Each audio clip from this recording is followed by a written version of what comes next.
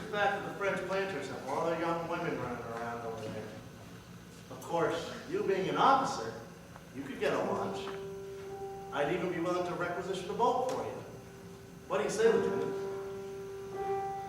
Bali high may call you any night, any day.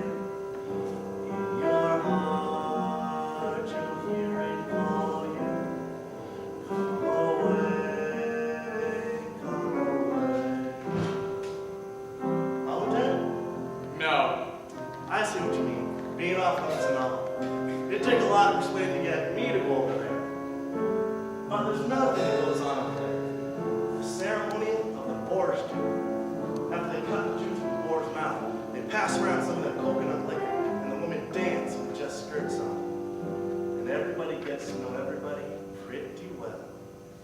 Bali high will whisper on the wind of the sea.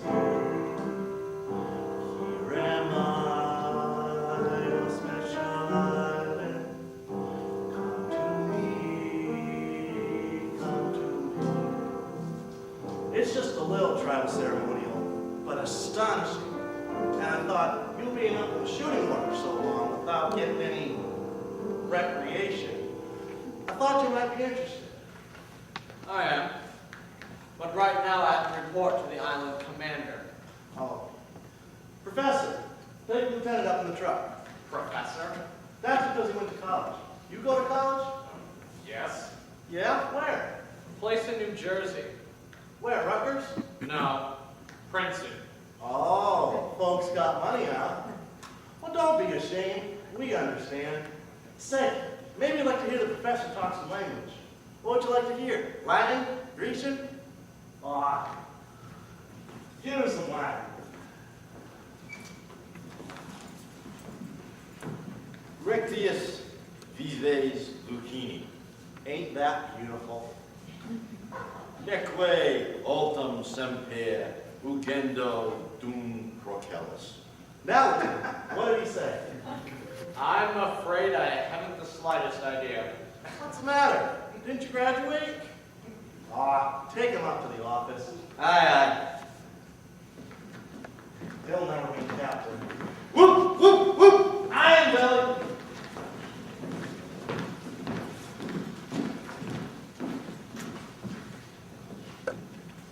Here she is, sir.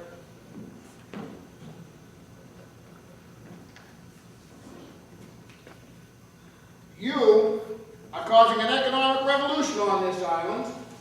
Those French planters can't find a single native to pick a coconut or milk a cow because you are paying them 10 times as much to make those ridiculous grass skirts. French planters, stingy stinkers. Sir, may I make a suggestion, sir? And who are you? Bellis, sir, Luther Bellis. The natives can now go back to work on the French farms. The demand for grass skirts can now be met by us Seabees. Dressmakers? Do you mean to tell me that the Seabees of the United States Navy are home If you on... don't like the idea, sir, we can just drop it right here. Just say the word. Just pretend I never brought it up. Luther Billis. Yes, sir? Don't want to forget that name. I want to see you pick up every scrap of that paraphernalia. Now. And for the last time, take it way down there beyond that fence. Off Navy property. Come on, everybody. Let's pick up this stuff and throw it over that fence. All right, man, come on. Take it way down there. Off Navy property. You go too. Well, all right. Thank you, Lieutenant. Lieutenant, who are you anyway? I'm Lieutenant Joseph Cable, sir. I just came in on that PBY. Joyride? No, sir. Orders. Under orders to me? Yes, sir. Well, I'm Captain Brown. Nice to meet you, sir. And this is Commander Harrison, my executive officer. Okay, Lieutenant, what's this all about? Well, My colonel feels like these islands are in danger because we aren't getting any first-hand intelligence. And he also feels that we need a coast watch. Coast Watch. Yes, sir. A couple of men placed on some Japanese-held islands could watch as Japanese ships come down the bottleneck down this way.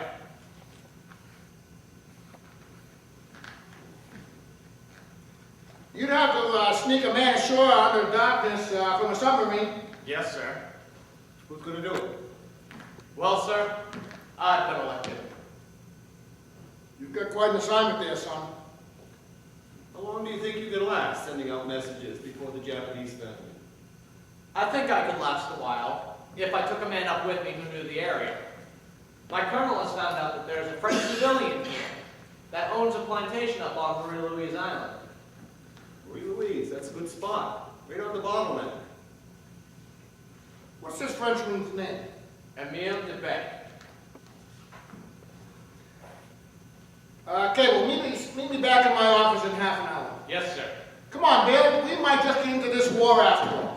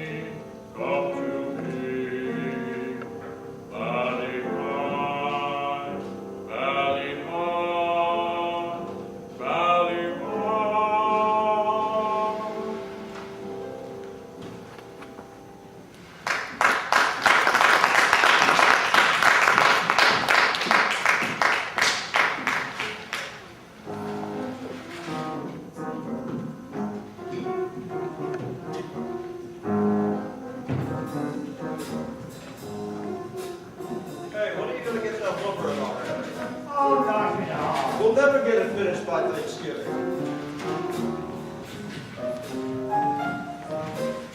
Hey, did you tell those boys down at the shop to start making those grass skirts? Yeah, they turned out one of these.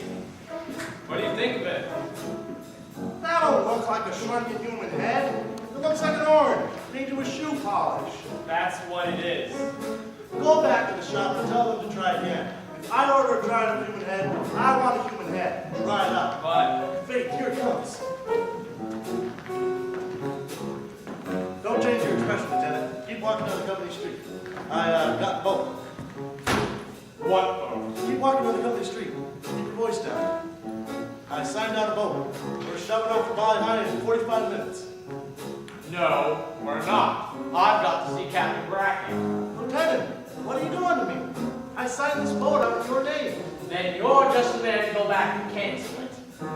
Forget the whole thing, okay?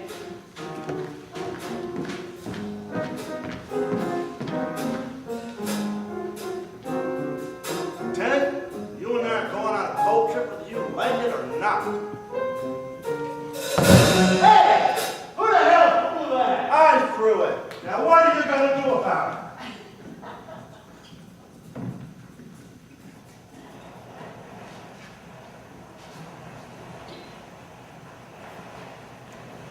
Cable, get some dope here on your Frenchman.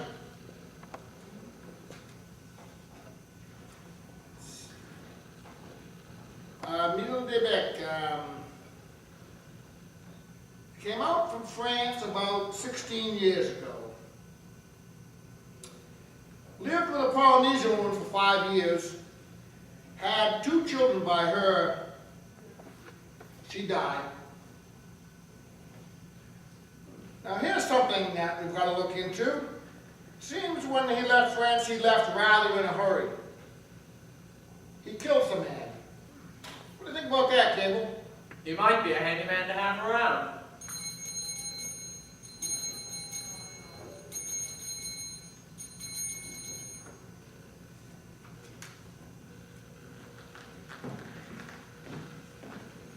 No, have her come right in. No, we don't have time for her to change into her uniform. Just send her right in.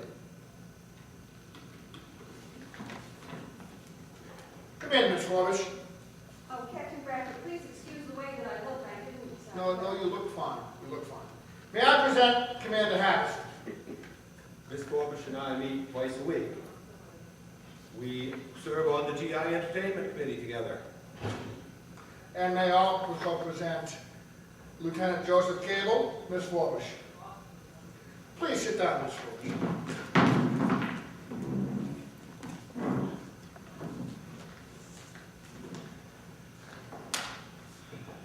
How are the Thanksgiving entertainments coming along? Very well, thank you, sir. We practice every chance we get. Very well. Miss Forbish, about a week ago, you had lunch with a French planter, Emile Debec. Yes, sir. What do you know about him? What do I know about him? That's right. Well, he was at the officers' club, and I was there, and I met him. And then I had lunch with him that day. Yes, yes. What kind of a man is he?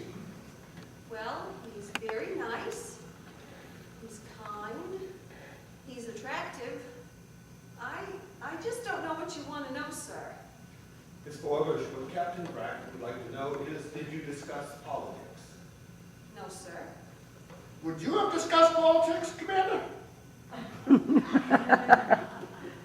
Specifically, Miss Forbish, when these fellows come out from France, there's usually been some sort of a trouble. Has he ever mentioned this to you? Do you know anything about his family? Oh, he has no family, no wife, nobody. No children? No, sir. And you say that he's never told you why he left France? Yes, sir. He left France because he killed a man. Did he tell you why? No, but he will if I ask him. Well, that's exactly what we'd like you to do. Find out as much about him as you possibly can.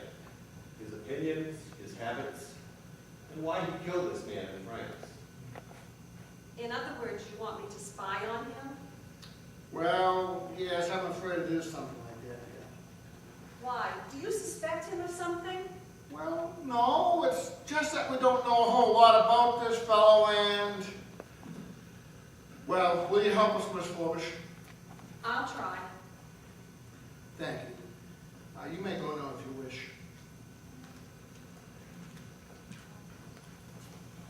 I don't know much about him really, do I?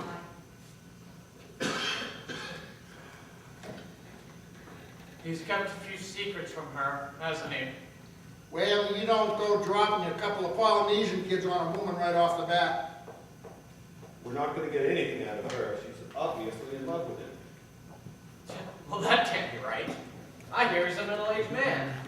Cable! It is a common mistake for boys your age and athletic ability to underestimate a man who's reached his maturity. I didn't mean, sir. I'm just trying to... Well, young women frequently find an older man attractive, strange as that may sound to you. I myself am over 50. I'm a bachelor, and Cable, I am by no means through. What's the matter, Bill? Nothing, evidently. Okay, Cable, I'll see you at chop. Oh, Cable, you play bridge? Yes, sir. Do you have any money? Yes, sir. Good, I'll take it from you. Yes, sir.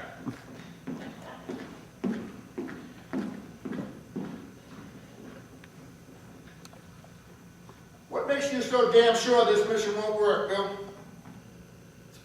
Well, Marie Louise, 24 miles long, 3 miles wide. Suppose every time they send out a message, they move to another hill. Seems to me, looking at this thing, Realistically? realistically, they can last about a week. Of course, it would all be worth it if it was the right week. With some decent information, our side could get moving. Operation Alligator might get off its can. Excuse me, sir. Here it is, sir. I've got it. I will see you at Chow, Bill. Bill, I'll see you at Chow. I'll see you, child. Do you have the address right? I think so. Miss Amelia Fortuna, 325 Euclid Avenue, Shaker Heights, Cleveland, Ohio? That's correct. I'll pack this one myself. Yes, sir.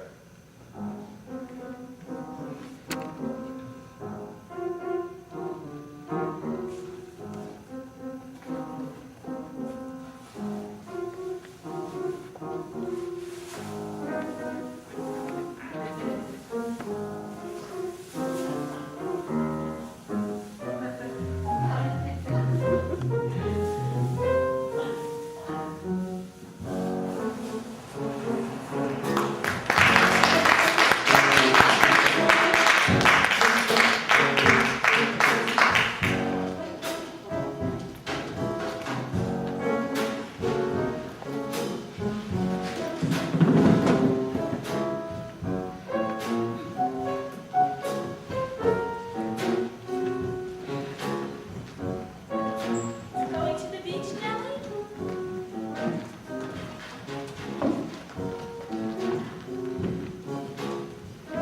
Letters from home. Oh, do you get letters from your mother telling you everything you do is wrong? No, my mother thinks everything I do is right. Then again, I don't tell her everything that I do. My mother is so prejudiced Against Frenchmen? against anyone outside Little Rock. She makes a big deal about two people having different backgrounds. Ages. Oh no, mother says older men are much better for girls than younger men. Oh, this has been a very discouraging day for me. Do you agree with mother about people having things in common?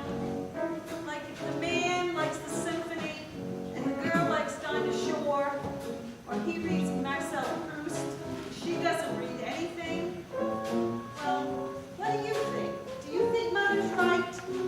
Well, she might be. Well, I don't think she is. Well, she might not be. Lieutenant, you've been a big help. Wait, you don't know this guy so well. You may want to read that letter over 2 or 3 more times. That's what I think of that idea. Don't say I didn't warn you.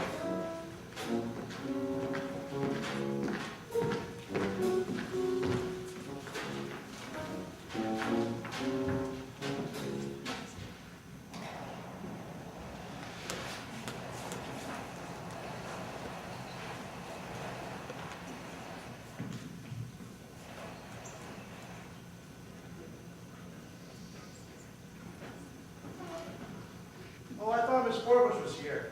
I brought some hot water for her. Hot water. Yeah, she likes to take a shampoo Friday.